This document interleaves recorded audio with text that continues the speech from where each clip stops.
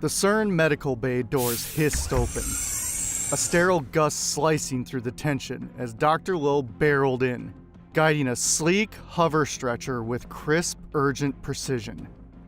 Dr. Harris lay atop it, her face ashen, lips faintly blue from the Ross ice shelf's brutal cold. Her left leg was locked in a translucent stasis brace, a shimmering prototype cast that pulsed faintly, stabilizing the sprain.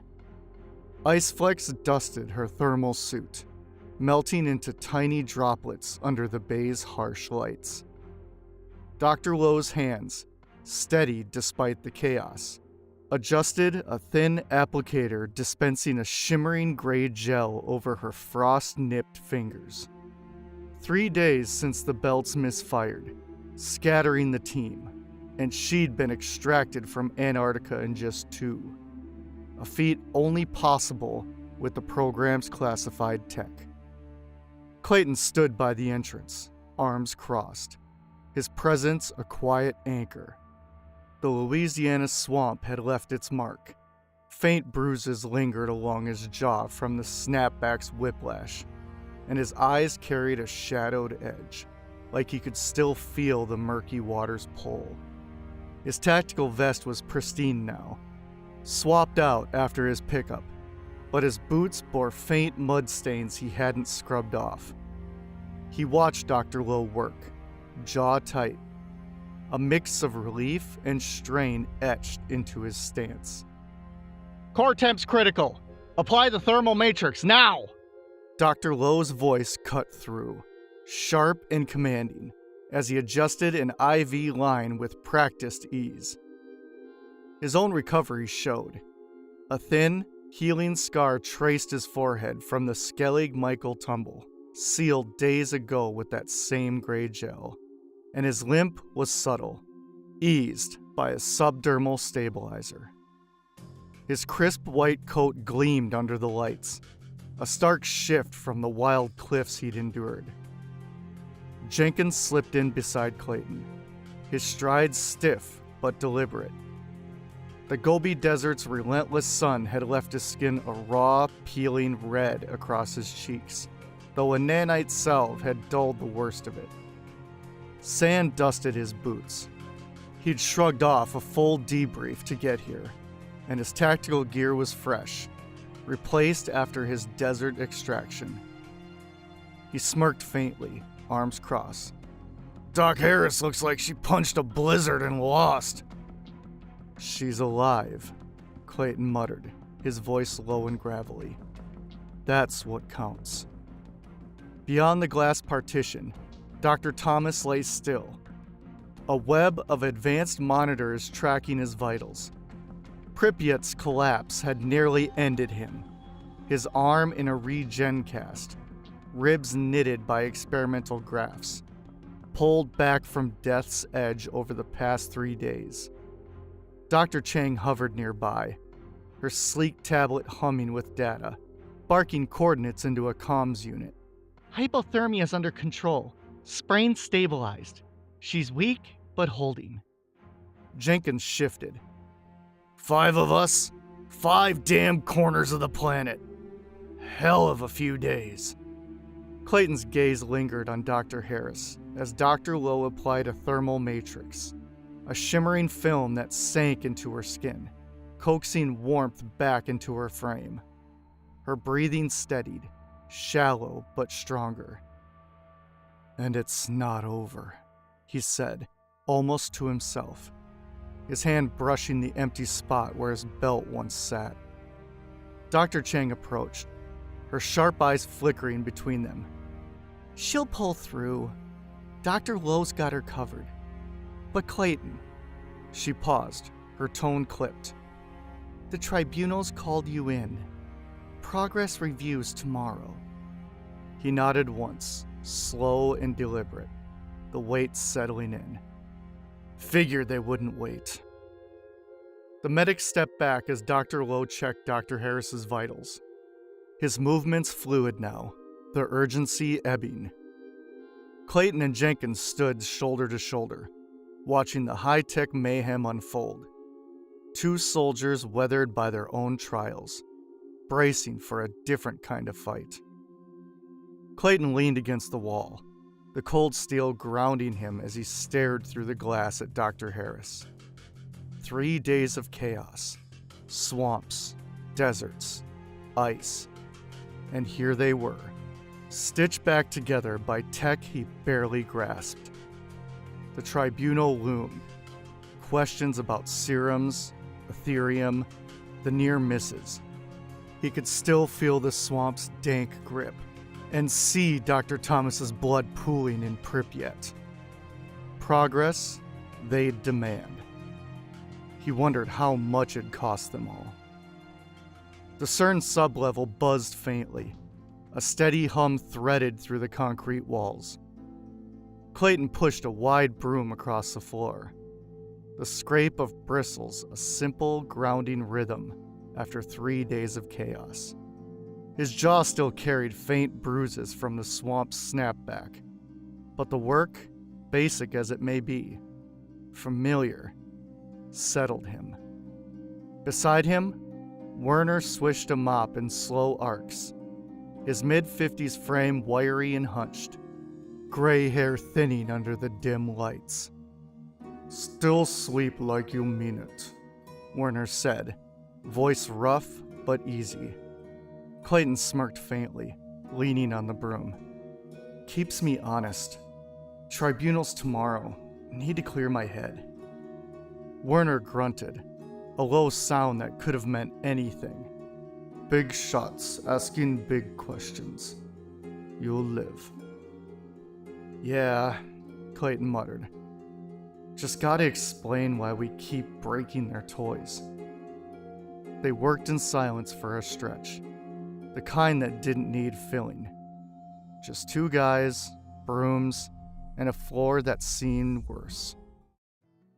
Later, in the rec room, Jenkins kicked the door open with a grin, balancing a stack of scratched DVDs and a bowl of popcorn that smelled faintly burnt. "Chief, you're officially invited. Bad movie night. Exclusive club. Me and Dr. Lowe figured you needed it."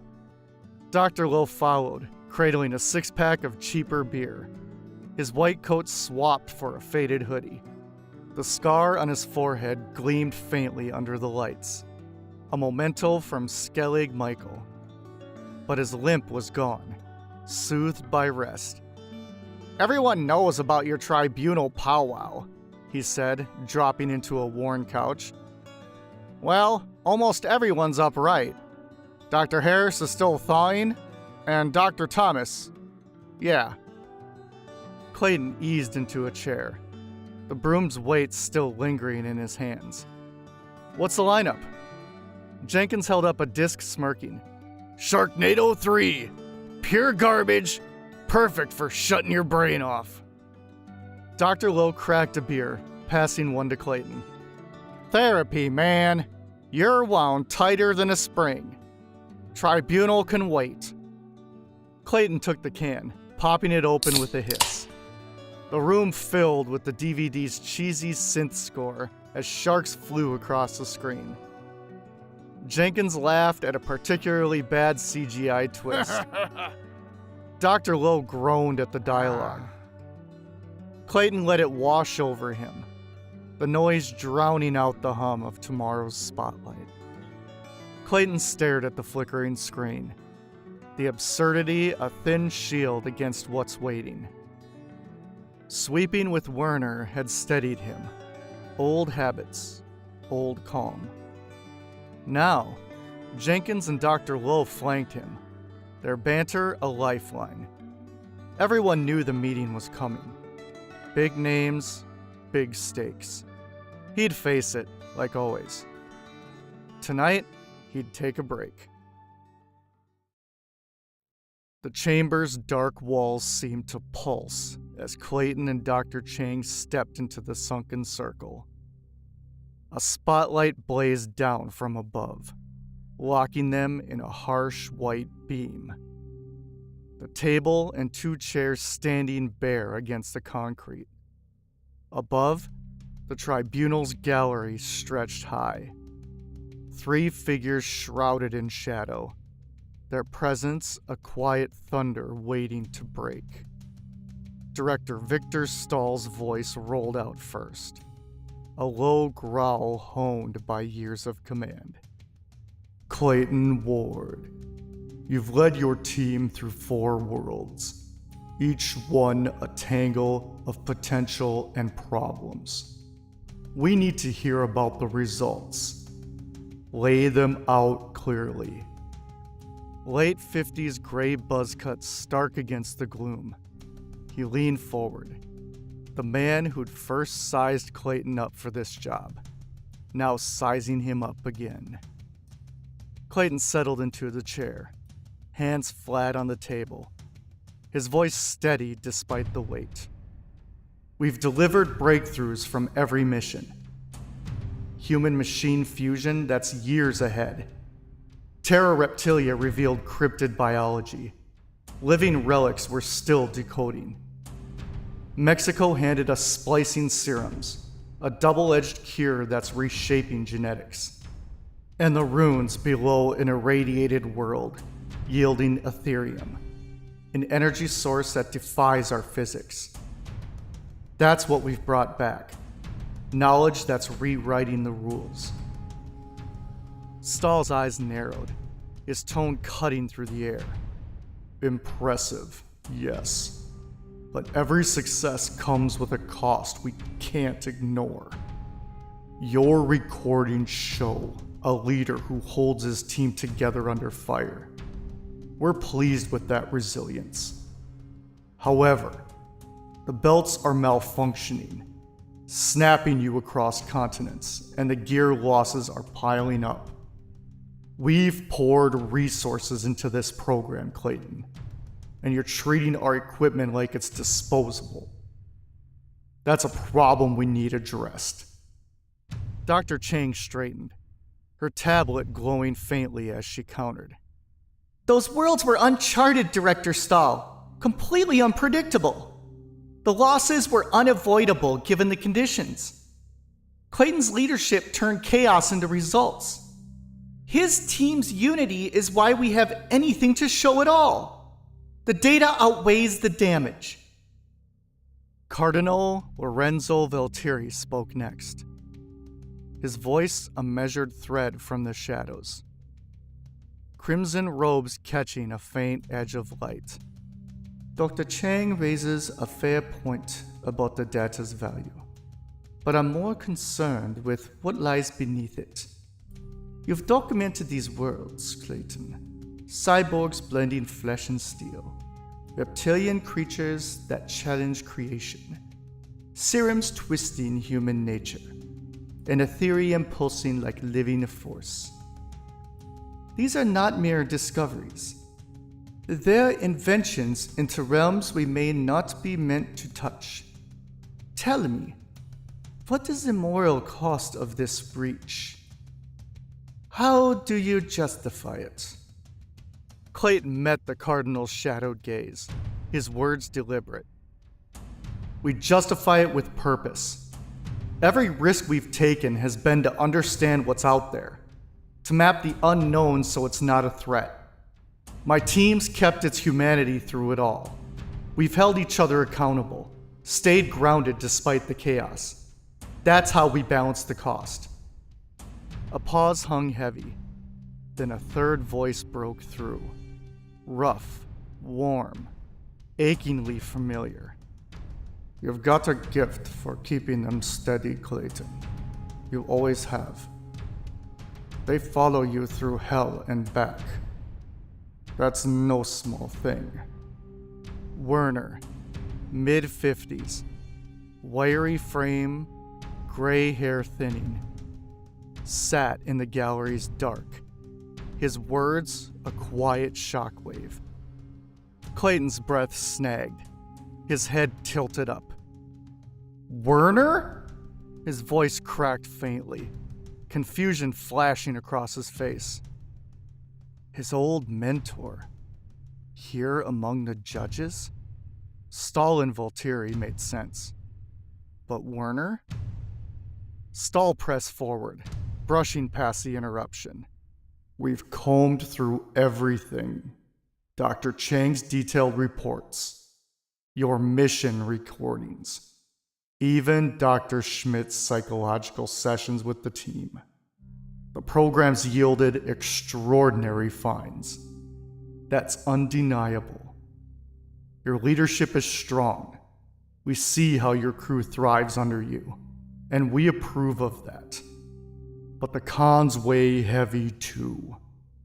Reckless handling of tech, near fatal extractions, escalating costs. We're putting you on notice, Clayton. You're effective, but we expect more care with what we've entrusted you. Valtteri nodded, his hands steepled in the gloom. This meeting is a necessary pressure, a reminder of our oversight. You felt our scrutiny today, and you'll carry it forward. We're not here to dismantle your work, but to ensure it aligns with something greater. Werner stayed silent now, his stare a tangible weight. Clayton's mind churned.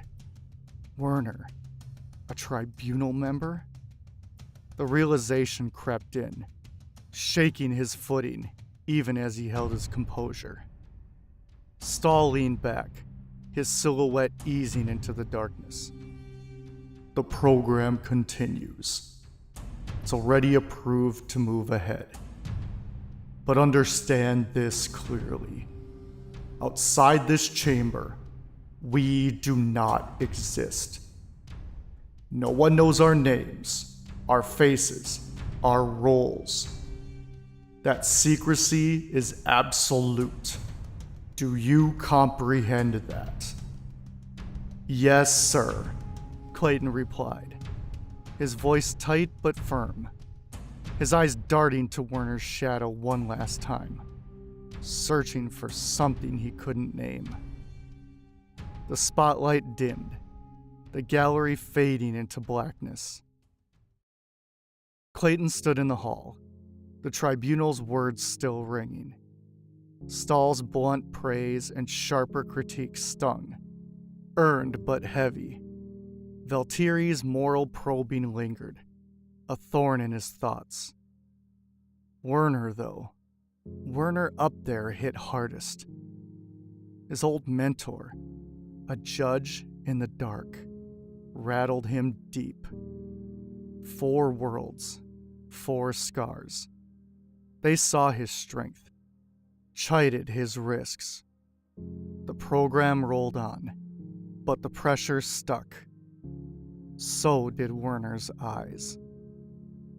Clayton slowly strode down the hallway, the tribunal's spotlight still searing behind his eyes.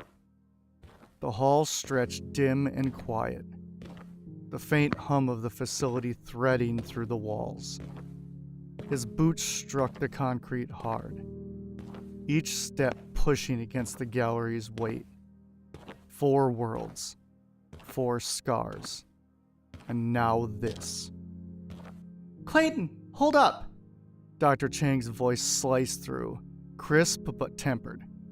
She caught him near a junction, tablet tucked under her arm, sharp eyes reading his tension. You stood firm in there. They're a tough crowd, but they're not wrong about the costs piling up. He slowed, hands flexing at his sides. Well, they like the wins too. Just wish I'd had a heads up on dodging the messes. A dry bite edged his words, veiling the churn beneath. Dr. Chang fell in step as they turned toward the med bay wing. No one's written a guide for what you've managed. 4 breakthroughs. Cybernetics, cryptids, serums, Ethereum. Each one's a step forward, but each one a risk. Director Stahl's fixated on numbers. He sees losses before gains. The Cardinal's all about the deeper questions, the why. And Werner. She paused, gauging him. I see that caught you off guard. Clayton's jaw tightened, Werner's rough voice echoing, too familiar, too out of place.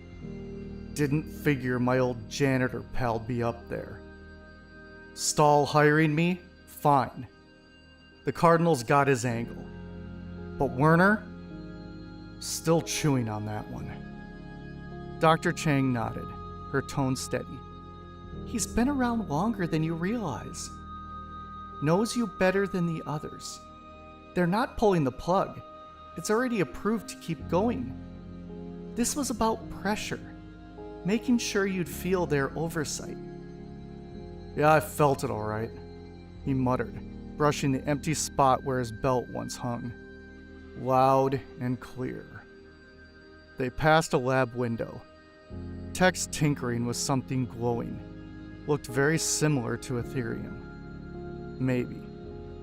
Dr. Chang's gaze flickered there, then back. My reports back you. Every scrap I could document. Dr. Schmidt's sessions too. Though I imagine those hit hard hearing them picked apart. You're not alone in this, Clayton. They see the team's strength, not just you. Clayton cracked a faint smirk, the first break in his wall. Good to know I've got Dr. Chang in my corner, unflinching. Thanks. She shrugged, a rare half-smile slipping out. Someone's got to make your chaos legible. Just ease up on breaking things. We're short on belts. They split at the medbay doors, her steps fading toward command. Clayton pushed through, sterile air hitting him as he scanned the room. Dr. Harris sat propped on a cot, her leg in a stasis brace, gray gel glistening on her frost-nipped hands. Dr. Thomas lay across the way, monitors beeping steady. The toll of his re-entry still carved in his pale face. Clayton, Dr. Harris rasped, voice rough but warming. Heard you faced the brass. Still upright? Barely, he said, dragging a chair between them. You thawing out? She flexed her fingers, wincing slightly. 2 days on ice, 2 in transit. Fast ride back, though. Dr. Lowe's gel's a lifesaver. I'll pull through. How'd they take my Antarctica stunt? They liked what we got. Grumbled about the price tag. He glanced at Dr. Thomas, who stirred, eyes cracking open. You with us, Dr. Thomas? Dr. Thomas coughed, faint but alert. Enough to know you got grilled. Pripyat's nearly crushed me. Sorry I skipped the party. Clayton settled back, the chair creaking. They're good with what we've hauled in. Not so much with what we trashed. Caught me off guard with one of them. Someone I didn't expect up there. Dr. Harris raised a brow, voice steadying. Unexpected? That's why you look rattled. Yeah, Clayton admitted, rubbing his jaw. They're keeping us going. Already set. But it's on a tighter watch now. Dr. Thomas exhaled, a thin smile breaking. Well, if they spook this easily, means we're onto something worth it. Clayton nodded slow, his gaze drifting between them. Dr. Harris clawing back from ice, Dr. Thomas stitching up from runes. The tribunal's load pressed down, praise edged with barbs. A familiar voice he couldn't name shaking him deepest, sworn silent with Dr. Chang. He held the rest in, but the weight stayed. A team held together, and a shadow he couldn't shake. They were still here, breathing, pushing. That had to mean something. The sub-level air hung thick with dust and the faint tang of bleach. Clayton pushed a broom across the concrete, the scrape a familiar rhythm, though tonight it felt off. Hollow. Across from him, Werner mopped in slow, deliberate arcs, his mid-50s frame hunched. gray hair thinning under the flickering lights. A year of this, side by side, sweeping and scrubbing through Clayton's early days, had built something solid. Quiet, sure, but real. Until yesterday. Clayton's grip tightened on the broom, his voice low but firm. You were up there, Werner. In that gallery, looking down. All this time, you never said a damn thing. Werner didn't pause, his mop swishing steady. Didn't need to. You were doing fine without me talking. Fine? Clayton stopped, leaning on the broom, faint bruises still shadowing his jaw from the swamp. You sat there with them, judging me, my team, everything we bled for. 4 worlds, and you're part of the ones pulling strings. That's a hell of a secret to keep. Werner's hands stilled, the mop dripping softly onto the floor. He straightened, meeting Clayton's eyes, steady, weathered, no flinch. I don't revisit my past, Clayton. Not for you, not for anyone. It's done, buried. You're not the only one who's sat with Dr. Schmidt more times than you'd like. Clayton blinked, the words sinking in slow, then fast. Oh, shit.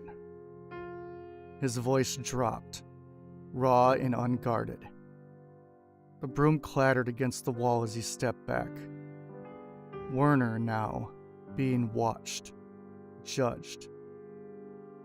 The room tilted, the tribunal's weight doubling in his chest.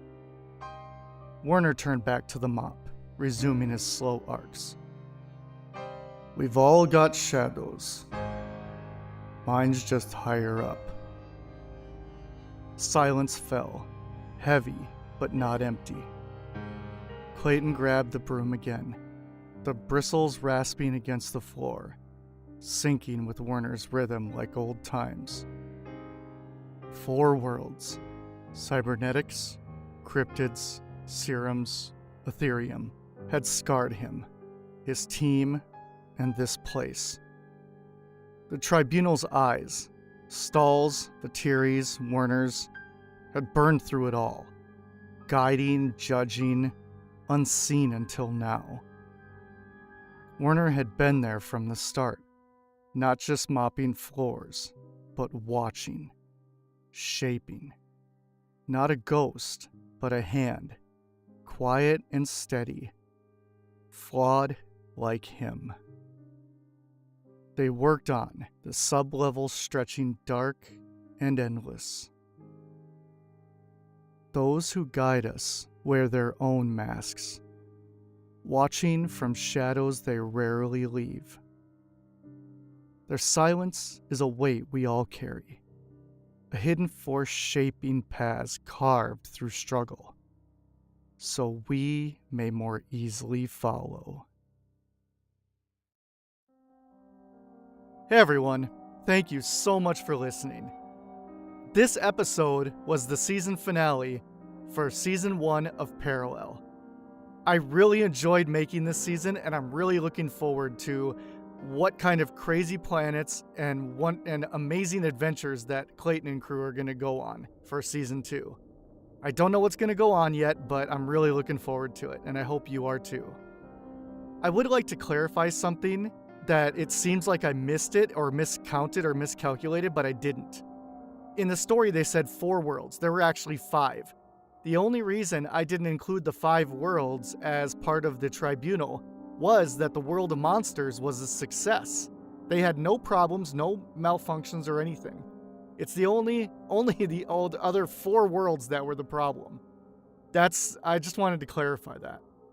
So to keep things short, I'm on YouTube as well as Rumble, and I have a Buy Me a Coffee link. Any donation is truly appreciated. And remember, It's okay to be scared sometimes. I am too. Embrace the strange, embrace stories, embrace creativity, and I will see you in the next season.